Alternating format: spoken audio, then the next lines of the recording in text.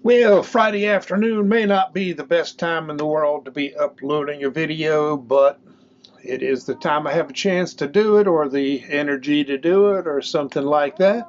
And I'm already a couple of days late with the Reasonable Doubt quarterback episode, which I think is the final one in this series.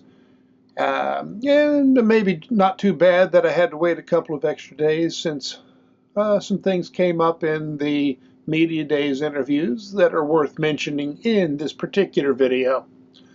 Um, Before I get into all of that, it's the spiel. This is WVU football going deep. I am Forrest Poston. That is Raucous.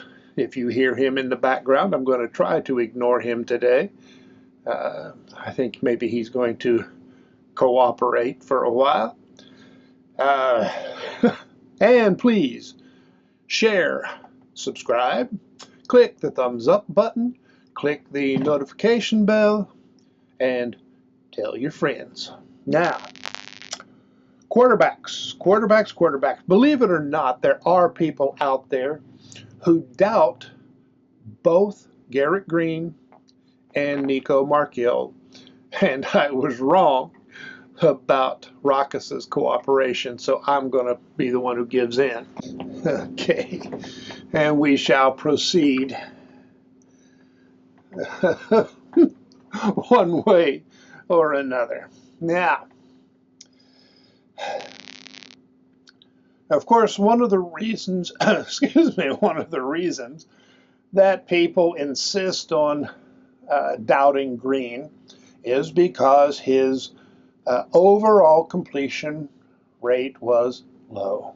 Oh my gosh. The world will come to an end. He didn't complete 60% of his passes. Now, he was exceptional at the deep ball, and he knows what needs to be done to fix the problems he was having on short and intermediate passes. The idea that he somehow isn't going to grow when he has grown every year is pretty ridiculous, but people want to assume that. Now, PFF and a couple of other national media are super high on Greene. You know, they think he is possibly the most underrated quarterback out there. And of course, you can be underrated and still not be good enough, but I think this is a case where, yeah, he is underrated and is very good. And unfortunately, a lot of the people who doubt Greene are fans.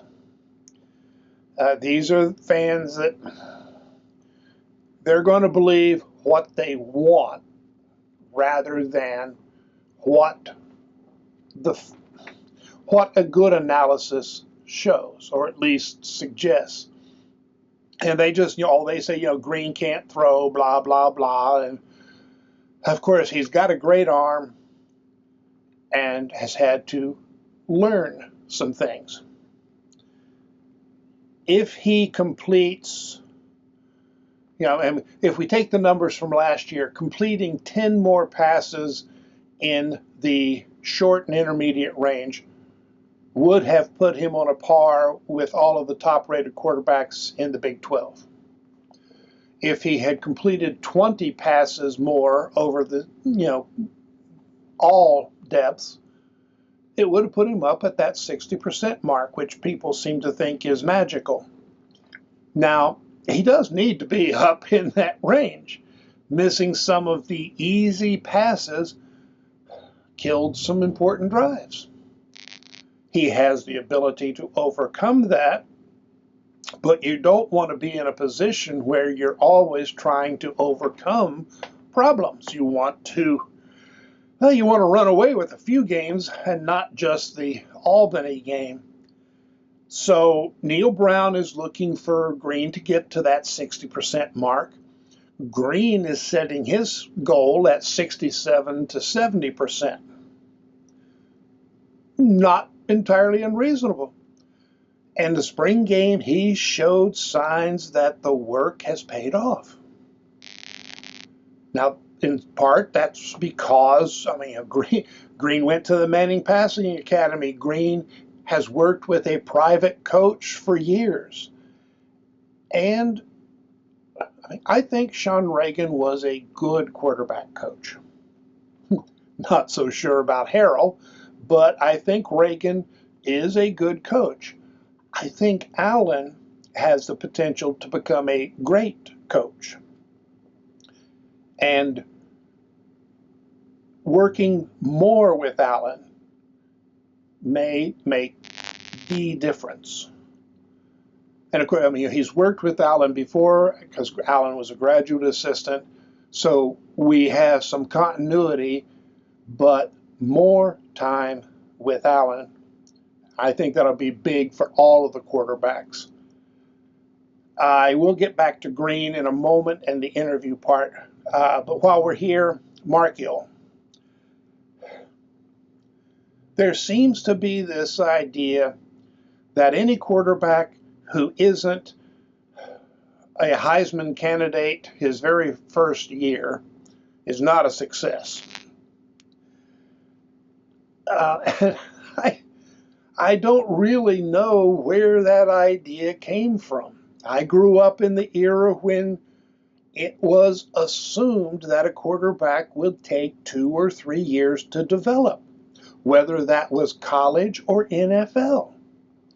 And fairly consistently, guys who got thrown into the fire too young ended up with problems that they maybe never overcame. And Brown was very careful to avoid that with Greene. Marchiol, last year he did what was necessary to win games when he came in, when Greene was hurt. Now, it wasn't fancy, but it was enough. And Marchiol wasn't ready for fancy. Last year, he had to think before he did anything.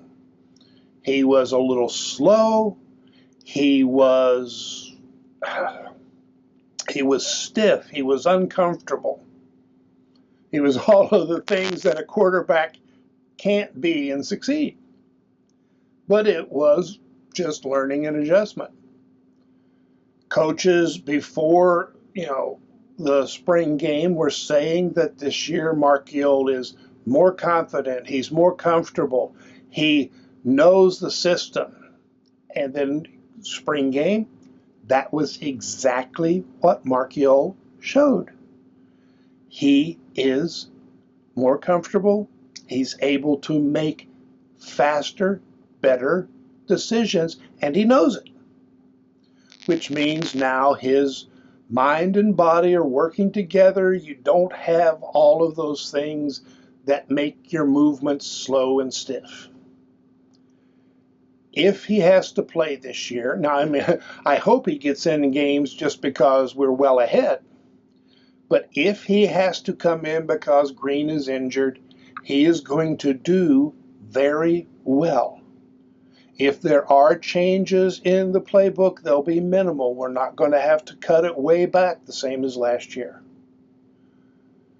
And, Brown has already said, and Greene, I think, has said, that 2025, the team belongs to Marchiol. Some people are thinking Burton, is going to make a push to take over. Hey, competition's good. We've seen it with Greene and Marchiol. And they loved it. And it helped. So if we get competition, great. But this really should be Marchiol's team in 2025. And barring injury, I think it will be, because I think he's going to be that good. He will never be as good a runner as Greene. But he may be a better quarterback. Don't know. But he has potential to do some things that Greene has had trouble with. So I kind of understand why people doubt the quarterbacks, but they aren't good reasons. They are just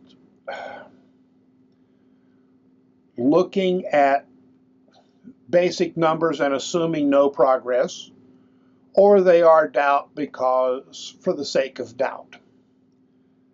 Now, interviews.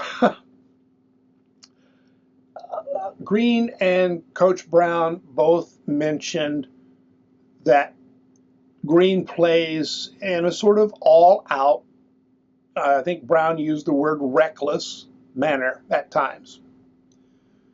Now, I don't think reckless really is the right word, but people on some of the boards have kind of gone crazy with it, because they're saying, well, Brown has learned finally what we've always known, that you have to let Greene play and blah, blah, blah, blah, blah, and that is not the point. Greene isn't reckless.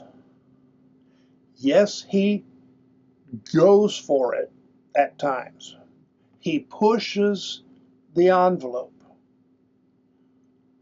But the times that he does it are generally good times to try it. He takes risks, but not wild risks, not unwise risks. That's the difference between Greene now and Greene 2 or 3 years ago. Before, he would just, do anything.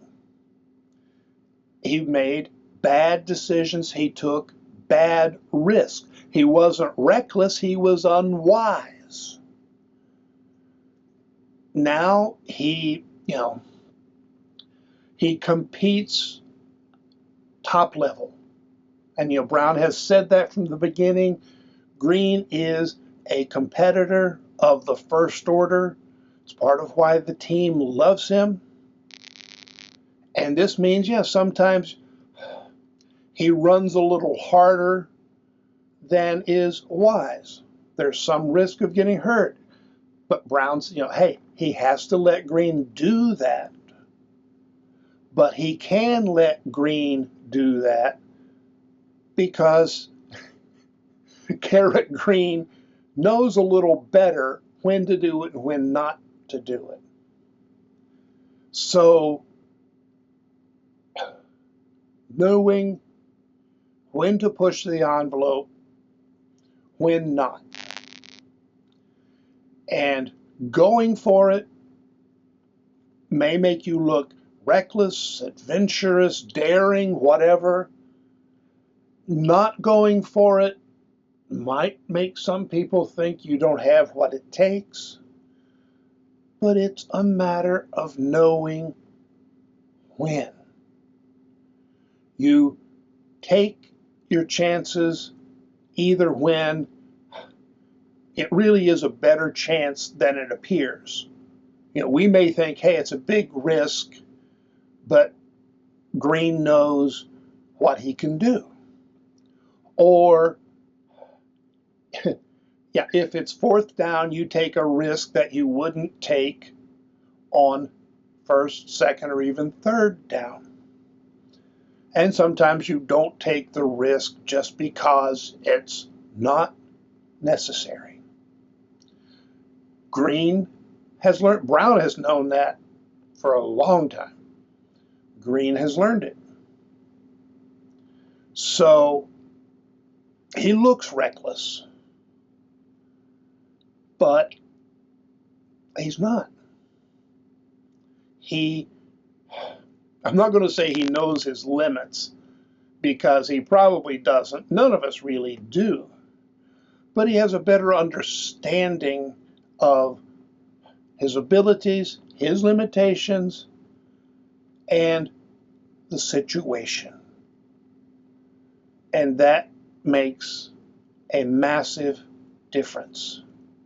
So, yes, Brown lets Greene go more than he did, but he does that because Greene has learned.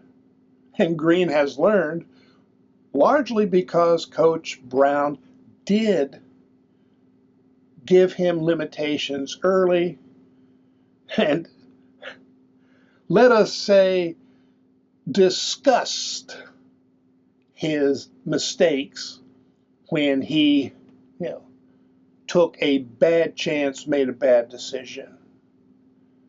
And over time, that has worked. It's patience, it's effort, and then you combine that with ability.